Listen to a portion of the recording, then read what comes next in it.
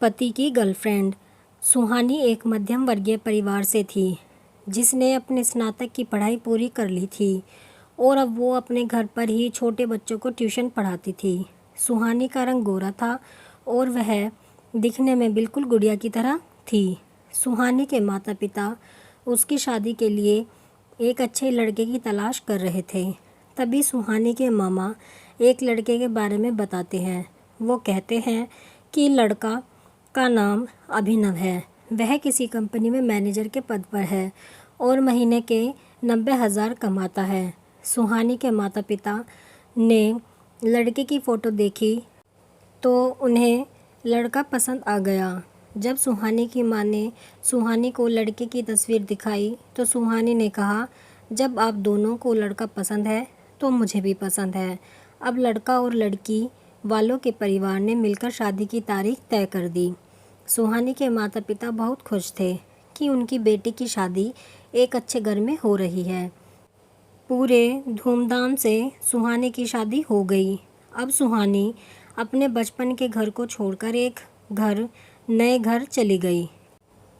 कुछ दिन तो सुहानी को अपने माता पिता और अपने घर की बहुत याद आई। सुहानी की शादी के अब महीने बीत गए थे।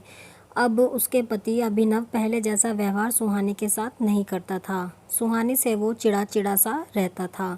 अभिनव अब ना पहले जैसा सुहानी को प्यार करता और ना ही उसकी बातों को मानता।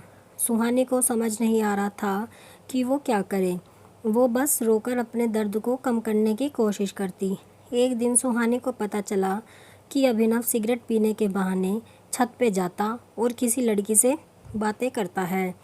जब सुहानी ने अभिनव से पूछा कि आप रोज़ाना छत पे जाकर किससे बात करते हैं, तो इस पे अभिनव ने जवाब दिया कि वो मेरे ऑफिस का फ्रेंड है, बस उसी से बातें करता हूँ और तुम अपने काम से मतलब रखो, ज़्यादा सीआईडी बनने की ज़रूरत नहीं है।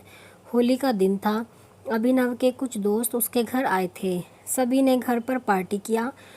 उस दिन अभिनव का एक दोस्त थोड़ा ज़्यादा ड्रिंक कर लिया था और उसने नशे में सुहानी के सामने जाकर कहा, भाभी आप इतनी प्यारी और मासूम हो, फिर भी अभिनव भाई दिन भर उस घमंडी पूनम से बातें करते रहते हैं।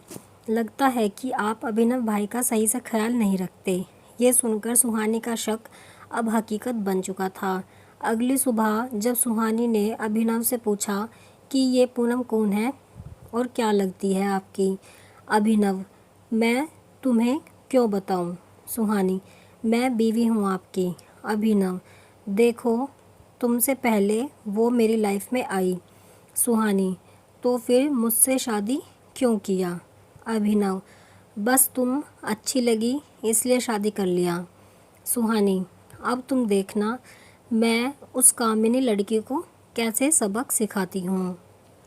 पूनम को जब सुहानी ने कामिनी कहा तो अभिनव ने गुस्से में सुहानी को बहुत मारा और उसे कमरे में बंद कर दिया।